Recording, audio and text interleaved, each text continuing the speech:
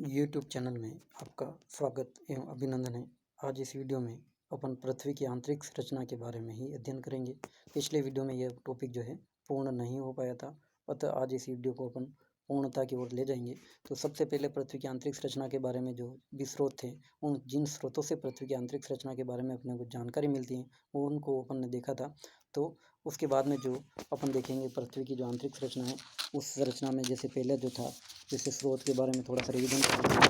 ठीक है, तो पहले क्या था, प्राकृतिक साधन, यानी इसको मोटे तौर पे 3 भागों में विभाजित किया जाता। तो प्राकृतिक साधनों के आधार पे जो इसको 3 भागों में विभाजित किया, फिर इसके उप 3 भाग किए थे, घनत्व, दबाव और तापमान। फिर दूसरा जो कारक था वो था पृथ्वी की उत्पत्ति संबंधी सिद्धांतों के साक्ष्य के आधार पे। तो पृथ्वी की उत्पत्ति संबंधी अनेक जो विद्वान हैं, उन विद्वानों के आधार पर जो है पृथ्वी के जो है उसके मूल रूप को इन्होंने ठोस, तरल और वायु तीनों ही आधार पर निर्मित बताया है। ठीक है, अब जो है तीसरा जो मुख्य जो स्रोत था वो था प्राकृतिक साधन यानी नेचुरल सोर्सेज को इन्होंने 2 उपभागों में विभाजित किया। पहला था ज्वालामुखी और दूसरा था भूकंपीय तरंगे। ज्वालामुखी उद्गार के समय आपको विदित है कि यानी जैसे ही अंदर पृथ्वी के भूगर्भ से ज्वालामुखी उद्गार होता है तो आंतरिक भाग से लावा उद्गारित होता है। अतः पृथ्वी का आंतरिक भाग कुछ विद्वानों के अनुसार ये मानते हैं कि पृथ्वी के आंतरिक भाग क्या है, तरल अवस्था में होना चाहिए।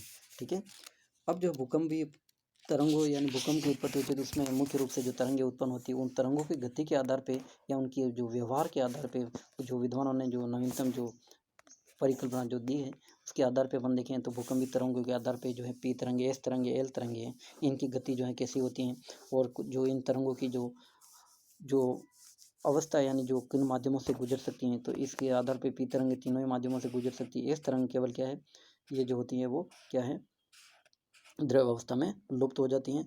और तीसरी जो तरंग होती हैं वो होती हैं ये धरातलीय लंबी तरंग के नाम से भी जाना जाता है और ये धरातल तक ही सीमित रहती हैं। तो इसके आधार पे अपन ने देखा था।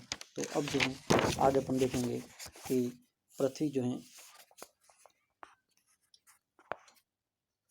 के जो इन उपरोक्त जो 6 प्रकार की मुख्य जो कुछ तरंगे जो बताई थी, उनके व्यवहार के आधार पर पृथ्वी की आंतरिक संरचना जो है निम्नलिखित परतों के रूप में विभक्त किया जाता है। तो पहली जो है वो ऊपरी परत यानी अपर लेयर में जो है यानी पीजी और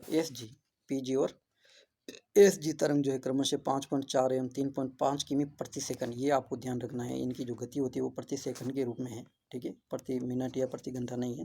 यानी ये जो गति है 5.4 से 3.3 किमी प्रति सेकंड की गति से पृथ्वी के ऊपरी धरातल में ये संचरण करती हैं। ये तरंगे जिन शैलों से होकर गुजरती हैं उनका घनत्व 2.7 होता है। उनका क्या घनत्व होता है, 2.7 घनत्व होता है, यानी ग्राम प्रति घन सेंटीमीटर घनत्व को नापते हैं। ये ध्यान रखना आपको, ग्राम प्रति घन सेंटीमीटर के पैमाने में नापा जाता है। जिससे प्रतीत होता है कि पृथ्वी का ऊपरी भाग क्या ग्रेनाइट की बना हुआ है तथा ग्रेनाइट को जो चट्टानें हैं वो अवसादी शिलों से बनी हुई होती हैं। ये मध्यवर्ती परत की बात करें तो इसमें पी स्टार और एस स्टार जो तरंगे क्रमशः 6 से 7 किमी तथा 3 से 4 किमी प्रति सेकंड की गति से मध्यवर्ती परत में संचरण करती हैं, जिसके आधार पर मध्यवर्ती परत का ज्ञान होता है, जिसका घनत्व 3 है। अधिकांश विद्वानों के अनुसार यह परत बेसाल्ट की बनी हुई है, यानी अधिकांश जो विद्वान हैं उन विद्वानों ने जो है इस मध्यवर्ती परत को इन्होंने क्या बेसाल्ट की बनी हुई माना है। इसकी मोटाई 20 से 30 किलोमीटर माना गया है। ठीक है, और ऊपरी परत जो है उसको उन्होंने अवसादी चट्टानों को बताया है। ठीक है, और ये ग्रेनाइट की बनी हुई है। इसका घनत्व 2.7 है। और ये जो दूसरी जो मध्यवर्ती जो परत, इसका घनत्व कितना बताया इन्होंने, 3 ग्राम प्रति घन सेंटीमीटर बताया है। ठीक है, अब जो है निचली परत की बात करें तरंगों के आधार पे, तो पी तथा एस तरंगे पृथ्वी में सबसे अधिक गहराई तक प्रवेश करती हैं। और पी तरंगे 7 से 8 किमी, पी तरंग जो होती है वो 7 से 8 किमी प्रति सेकंड और एस तरंगे 4 से 5 किमी प्रति सेकंड की गति से ये आंतरिक भाग में गतिमान होती हैं। इस आधार पर यह कहा जा सकता है या कहते हैं कि पृथ्वी में एक निचली परत भी है जहाँ चट्टानों का जो घनत्व है वो काफ़ी अधिक है। जहाँ पर चट्टानों का जो घनत्व है वो क्या है, काफ़ी अधिक है। इसका निर्माण डायनाइट तथा पेरिडोटाइट अथवा इकोलोजाइट नामक चट्टानों से बना हुआ है। इसकी धरातल से गहराई 2900 किलोमीटर, इसकी जो गहराई जो है वो 2900 किलोमीटर तक है। अब जो है चौथा जो भाग इन्होंने बताया केंद्रीय भाग। केंद्रीय भाग की बात करें तो ये 2900 किमी के बाद पुनः पृथ्वी की संरचना में कई महत्वपूर्ण परिवर्तन देखने को मिलते हैं और इसमें जो है पी तरंग ही गुजर सकते हैं, ये अपने को ध्यान रखना है। यहाँ पे जो पृथ्वी का आंतरिक भाग में केवल कौन सी तरंग गुजर सकती है, पी तरंग ही गुजर सकती है। वहाँ इनकी गति अत्यंत कम होने लगती है, जिसके कारण इनका जो आकार है वो वक्राकार हो जाता है। अतः यहाँ यह भाग सर्वाधिक घनत्व वाला है, यानी वक्राकार हो जाता है। इसका मतलब इनका जो भाग घनत्व है वो इस भाग का वो सर्वाधिक घनत्व का है। इसका घनत्व 8 से 11 होता है और लोहा और निकिल का ये बनी हुई है ये परत, ठीक है। अब जो है पृथ्वी के रासायनिक, ये बहुत ही महत्वपूर्ण है, इसको अपने को ध्यान रखना है क्योंकि ये महत्वपूर्ण प्रश्न है। इसको कई बार आप देख चुके हो, पिछले में मैंने आपको जो पेपर भेजे हैं उसमें भी आपने देखा होगा कि पृथ्वी की आंतरिक संरचना के बारे में जरूर प्रश्न छोटा और बड़ा बनता ही रहता है। तो इसको आपको अच्छे से जानकारी रखनी है।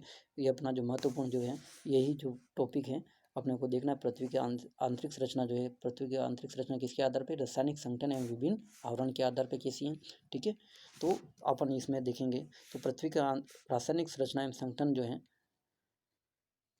एवं विभिन्न जो आवरण है वो किस प्रकार का, तो स्वेस जो विद्वान है ये आपको ध्यान रखना है। ये जो है बहुत ही महत्वपूर्ण, कभी कभी पूछते हैं स्वेस के अनुसार पृथ्वी की आंतरिक संरचना जो है वो कितनी परतों में विभक्त किया है।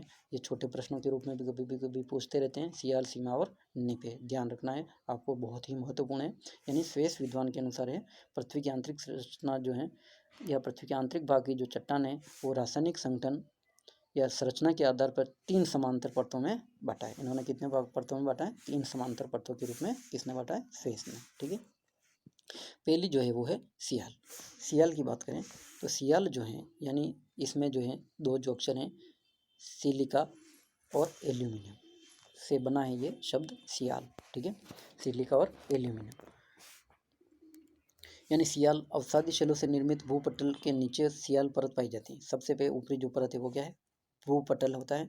और भूपटल के जस्ट जो नीचे यानी जो सतह जो होती है उसके नीचे जो परत जो होती है उसको सियाल कहते हैं। इसकी संरचना जो है यानी रचना किससे हुई है, सिलिका और एल्यूमिनियम से। किससे हुई है, सिलिका और एल्यूमिनियम से हुई है। इसी कारण इसे क्या है, सियाल, SIAL, ये आपको ध्यान रखना है। SIAL, सियाल की जो इंग्लिश में अपन क्या है, SIAL, हिंदी में इसको सियाल कहते हैं, ठीक है। यानी सिलिका और एल्यूमिनियम से बनी हुई है। इस परत की औसत गहराई जो है 50 से 300 किलोमीटर। इसकी जो औसत जो गहराई वो कितनी है, 50 से 300 किलोमीटर है। तथा घनत्व जो होता है वो 2.75 से 2.9, यानी घनत्व कितना होता है, औसत जो घनत्व है सियाल का आपको ध्यान रखना है, कभी कभी पूछ लेते हैं छोटे प्रश्नों के रूप में। तो 2.75 से 2.9 ग्राम प्रति घन सेंटीमीटर होता है। इसमें ग्रेनाइट शैलें की प्रधानता होती है। इसमें जो होती हैं शैलें कौन सी होती हैं, प्रमुख रूप से ग्रेनाइट शैलों की प्रधानता होती है। महाद्वीपों की जो रचना है यानी अधिकांश जो महाद्वीपी जो ऊपरी जो भाग है उसकी रचना जो है किससे हुई है, इसी परत से मानी जाती है। यानी महाद्वीपों की जो रचना है मुख्यतः इसी परत से मानी जाती है। सीमा, अब सीमा की बात करें तो सीमा जो है यानी SIMA, सियाल क्या है, SIAL, सियाल यानी सिलिका और एल्यूमिनियम। तो सीमा जो है यानी SIMA यानी सियाल के जो जस्ट जो नीचे जो परत होती है उसको सीमा कहते हैं और दूसरी जो परत के रूप में इसको जाना जाता है। और इसका जो निर्माण हुआ है वो सिलिका और मैग्नीशियम, सिलिका और मैग्नीशियम यानी SI से सिलिका और MA से मैग्नीशियम से निर्मित है। मैग्नीशियम की अधिकता है। इस परत का घनत्व जो है 2.9 से 4.7 ग्राम प्रति घन सेंटीमीटर तक बताया है। इसकी गहराई 1000 से 2900 किमी की गहराई किमी तक होती हैं। और ये भारी बेसाल्ट, ये जो बनी हुई किससे बनी हुई है, भारी बेसाल्ट से बनी हुई है, ठीक है। इसकी गहराई है 1000 से 2900 किलोमीटर तक मानी जाती है। घनत्व 2.9 से 4 ग्राम प्रति घन सेंटीमीटर तक बताया है, ठीक है। तो ये हो जाएगी अपने, ये जैसे इस डायग्राम में आप देख सकते हो, डायग्राम जरूर बनाना है आपको, अच्छे अंक लाने हैं एग्जाम में। तो सबसे पहला जो जैसे ये ऊपरी जो है ये भूपटल होता है, उस भूपटल के जस्ट जो नीचे जो है वो क्या है, ये सियाल है। और सियाल के जस्ट जो नीचे है ये है सीमा। और सीमा के जस्ट जो केंद्रीय भाग तक जो पृथ्वी के वो है निप है, ठीक है। सियाल ये जो परत पूरी चारों तरफ इसके, ठीक है। और दूसरी जो परत है वो है सीमा, ये जो स्टार स्टार के रूप में इसमें देख रखी है, ठीक है। और तीसरी जो डार्क जो ये परत है, इसको ये क्या है, नीफे परत है, ठीक है। इसको डायग्राम के रूप में अच्छे से बनाना है। और ऊपरी जो ये जो है इसको भूपटल या भूपरपट्टी के नाम से भी जाना जाता है, ठीक है। ध्यान रखना है, डायग्राम को जरूर बनाना है अपने नोटबुक में, और अच्छे से इसे समझ में आ जाएगा। बहुत ही इस विद्वान ने, श्वेत विद्वान ने जो है अपने सिंपल तरीके से अपने को अनुसार पृथ्वी की आंतरिक संरचना के बारे में जानकारी देने का प्रयास आपको किया है। तो ये बहुत ही सरल है, इतना इसको ये एग्जाम में भी पूछते रहते सियाल के फेस के अनुसार, सियाल, सीमा और नीफे के बारे में, ठीक है। अब जो है दूसरी जो परत है वो दूसरी परत कौन सी है, तो दूसरी परत जो है उससे पहले अपन देखेंगे कि यानी जो दूसरी जो परत में जो है अपन ने देखा है यानी सीमा यानी मैग्नीशियम, और सियाल सीमा यानी सिलिका और मैग्नीशियम से बनी है। तो इसी परत से क्या है, ज्वालामुखी के लिए लावा प्राप्त होता है।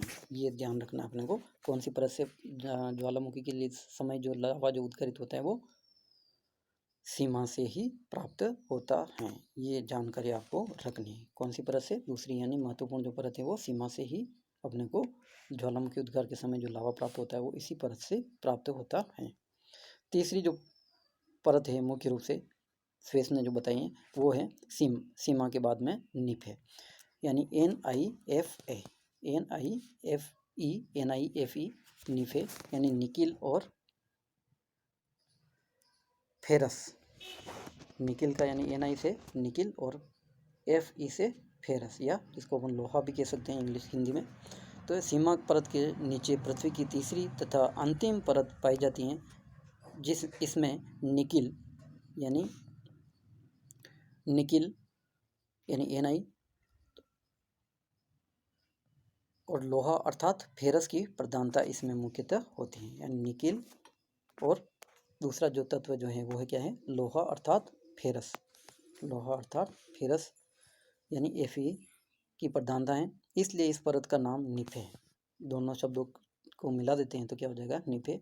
यह 2900 किमी की गहराई से पृथ्वी के केंद्र तक विस्तार, इसका जो विस्तार है वो क्या है, पृथ्वी के 2900 किलोमीटर की गहराई से पृथ्वी के केंद्र तक नीफे का विस्तार है। इसका घनत्व 11 से 12 ग्राम प्रति घन सेंटीमीटर तक पाया जाता है। भूगर्भ के केंद्रीय भाग में निकिल तथा लोहे जैसे पदार्थों की उपस्थिति के कारण ही पृथ्वी के केंद्रीय भाग में क्या, चुंबकीय शक्ति, कौन सी शक्ति, चुंबकीय शक्ति तथा अस्थिरता यानी का गुण भी प्रभावित करता है। अब जो है कुछ अलग अलग विद्वानों ने अलग अलग अपने अनुसार जो है ये दिया था, किसने अपने स्वेस के अनुसार देख लिया। अब दिल्ली के अनुसार देखें तो दिल्ली ने जो है 1940 में दिल्ली ने पृथ्वी के आंतरिक भाग के बारे में सकेंद्रीय परतों यानी इन्होंने भी सकेंद्रीय परतों में विभक्त किया है। पहला जो है स्थलमंडल लिथोस्फीयर, दिल्ली ने जो बताया है वो लिथोस्फीयर पहला जो मंडल है, इन्होंने 1940 में दिया था ये वर्गीकरण। लिथोस्फीयर यानी स्थलमंडल, ये बाहरी परत को दिल्ली ने स्थलमंडल का नाम दिया है। यह मुख्यतः क्या, तलछटी चट्टानों की बनी हुई है। यह क्या है, तलछटी चट्टानों की बनी हुई है, और इसकी मोटाई जो है वो 80 किमी व कठोर है, ठीक है। दूसरी जो है दुर्बलता मंडल यानी एस्ट्रोस्फीयर, यह स्थल मंडल से नीचे की परत है जिसका औसत घनत्व 3 है और मोटाई 1600 किमी है, और यह 350 किमी गहरा है, ठीक है। और तीसरी जो परत इन्होंने बताई है वो जो बताई है इन्होंने मध्य स्थल मंडल यानी मेसोस्फीयर। मध्य स्थल मंडल की बात करें तो इस दुर्बलता मंडल के नीचे मध्य स्थल मंडल है। यह दुर्बलता मंडल की अपेक्षा कुछ कठोर है, यानी दुर्बलता मंडल की अपेक्षा क्या होता है, ये कुछ कठोर है। इसकी रचना लोहे तथा सिलिकेट से हुई है। इसकी संरचना किससे हुई है, लोहे तथा सिलिकेट से हुई है। इसका घनत्व 4.5 से 9 के मध्य तथा मोटाई 1280 किमी और यह 400 किमी गहरा है। ये डायग्राम दे रखा है, इस डायग्राम को आपको बनाना है, ठीक है, दिल्ली के अनुसार। जैसे ये जो है सबसे पहले जो है इन्होंने जो बताया ये स्थल मंडल, उसके बाद दुर्बलता मंडल, मध्य मंडल, यह इसको मध्य स्थल मंडल भी कह सकते हैं, और ये अंतिम जो है वो केंद्र मंडल यानी सेंट्रोस्फीयर। मध्य मंडल के ठीक नीचे केंद्र मंडल है। इसका घनत्व सर्वाधिक यानी 11 से 12 तथा व्यास जो है वो 7000 किमी है। घनत्व की अधिकता के कारण इसमें दृढ़ता अत्यधिक है, वह कठोर एवं रवेदार है, यानी इसमें घनत्व की अधिकता के कारण क्या है, दृढ़ता अधिक है और इसमें यह कठोर व रवेदार है। ठीक है। अब जो है तीसरा जो विद्वान है वो है गुटेनबर्ग। गुटेनबर्ग के तथा माहिरोविसिस ने भी भूगर्भ की 5 पेटियों में विभक्त किया है। तलछटी परत, यह सबसे ऊपरी परत है जो तलछटी चट्टानों से बनी है। दूसरी जो है ग्रेनाइट शेल है, यानी ग्रेनाइट यानी महाद्वीपों की रचना ग्रेनाइट चट्टानों से ही निर्मित है। इसका विस्तार महासागर में नगण्य है और अवसाद तथा ग्रेनाइट चट्टानों की सम्मिलित मोटाई 15 से 30 किमी की है। तीसरा जो है वो अल्पसिलिक शेल यानी बेसिक रॉक्स, यह परत भूपटल और मेंटल के नीचे पाई जाती है। इसकी खोज मोहोरोविसिस ने की थी, उसी नाम पर उसको मोहो के नाम से भी जाना जाता है। ठीक है। अब जो है चौथी जो परत इन्होंने बताई है अत्यल्प सिलिका शेल। अत्यल्प जो सिलिका जो सेल है, इस परत की खोज गुटेनबर्ग ने की थी, अतः इसे गुटेनबर्ग परत भी कहा जाता है। ठीक है। और इसकी यह जो परत है मेंटल और बुकरोड के मध्य पाई जाती है और लगभग जो है 2900 किमी इसकी मोटाई है। इसकी मोटाई कितनी है, 2900 किमी, और ये मेंटल और बुकरोड के मध्य पाई जाती है।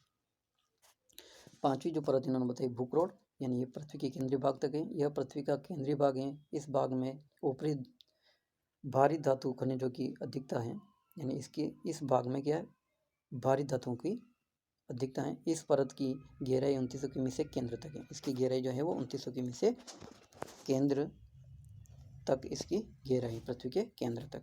इसका घनत्व 11 से 14 है। केंद्र के निकट 1400 किमी की मोटाई में आंतरिक बुकरोड की संभावना व्यक्त की गई है, जिसका घनत्व 17 के आसपास हो सकता है। ठीक है, संभावना है। अब जो है इसके बाद में अपन देखें तो गुटेनबर्ग के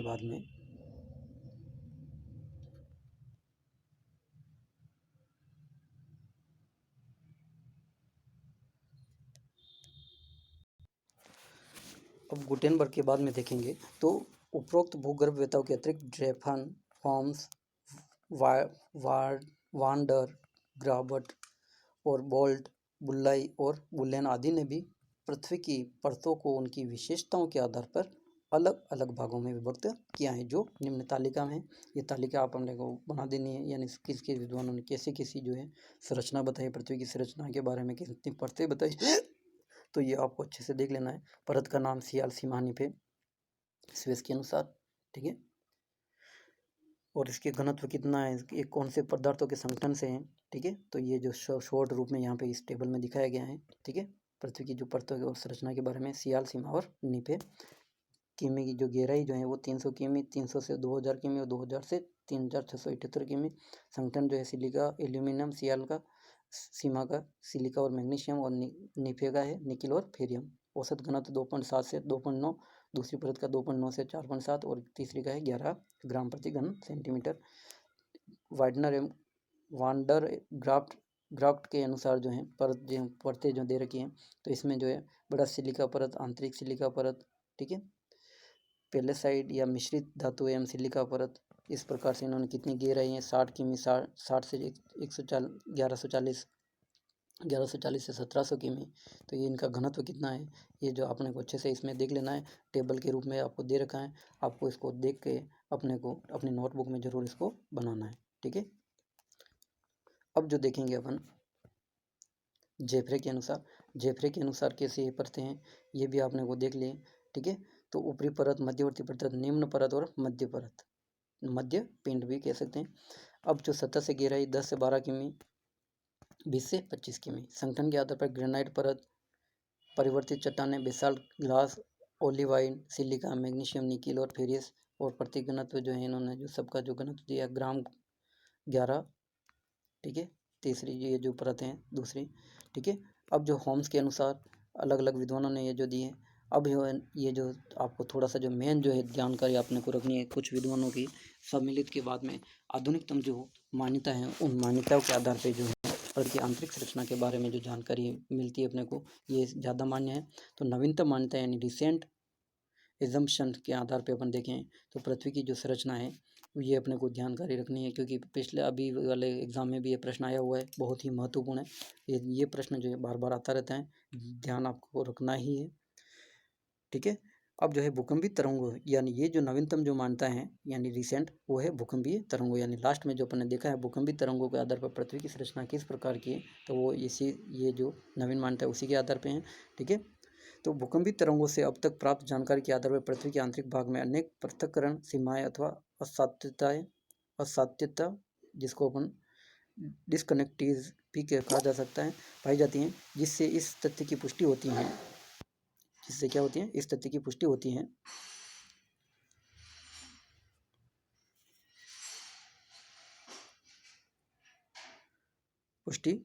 है कि पृथ्वी का आंतरिक भाग सकेंद्रीय परतों के रूप में है, यानी पृथ्वी का जो आंतरिक भाग है वो क्या है, सकेंद्रीय परतों के रूप में ही है, यानी सकेंद्रीय परतों के रूप में है। इन्होंने भी आधुनिक मत में भी ऐसा ही बताया। इनमें जो दो असंबद्धताएं अत्यंत महत्वपूर्ण है, जो दो असंबद्धताएं जो हैं बताई हैं वो कौन सी, एक तो मोहरोविसिस असंबद्धता और दूसरी है गुटेनबर्ग असंबद्धता, ठीक है, या डिसकंटिन्यूटीज भी कह सकते हैं इंग्लिश में, मोहरोविसिस डिसकंटिन्यूटीज, यानी ये जो दिया था इन्होंने, मोहरोविसिस नामक जो विद्वान है उसी नाम के आधार पर इस असत्यता यानी असाध्यता या इसको डिसकंटिन्यूटी के रूप में इंग्लिश में जाना जाता है। ये कब दिया था, 1919 में दिया था, ये आपको जानकारी रखनी है। यानी मोहरोविसिस ने पता लगाया था कि लगभग 48 किमी की, लगभग 48 यानी लगभग कोई 50 भी मानते हैं, जिन इसमें गौर नहीं करना है अपने को ज़्यादा, क्योंकि 48 और 50 पृथ्वी के संदर्भ में जो कुछ ज़्यादा मायना नहीं रखता है, ठीक है। 48 किमी की गहराई पर भूकंपीय तरंगों की गति में अचानक उल्लेखनीय वृद्धि हो जाती है, जिससे इस गहराई पर भीतरी पदार्थ के गुण में अचानक परिवर्तन आ जाता है। यह पृथ्वी की संरचना का महत्वपूर्ण अंग है और ऊपरी भूपृष्ठ यानी क्रस्ट जो होता है, ऊपरी जो भाग, उसको क्रस्ट के रूप में जाना जाता है। तो निचले मेंटल को अलग करती हैं। मोह असाध्यता महाद्वीपों के नीचे 30 से 70 किमी तथा महासागरों के नीचे 5 से 7 किमी की गहराई पर मिलती है। पर्वतों के नीचे इसकी गहराई सबसे अधिक होती है, यानी पर्वतों के जो नीचे हैं इसकी गहराई क्या होती है, सर्वाधिक होती है। दूसरी जो असाध्यता जो है या डिसकंटिन्यूटी जो है वो है गुटेनबर्ग, यानी गुटेनबर्ग जो विद्वान है उन्हीं के नाम के आधार पर 1914 में यह उन्होंने बताया था, और यह जो है 2900 किमी की गहराई पर उन्होंने बताया, यह पृथ्वी की मेंटल व क्रोड को अलग करते हैं। ये जो है 1914 में बताया था गुटेनबर्ग ने, और गहराई कितनी, 2900 किमी, और यह मेंटल और क्रोड को अलग करते हैं, ठीक है। अब जो है डायग्राम जो है आपको बनाना है, डायग्राम अपन देखेंगे इसमें, ठीक है। तो डायग्राम जो है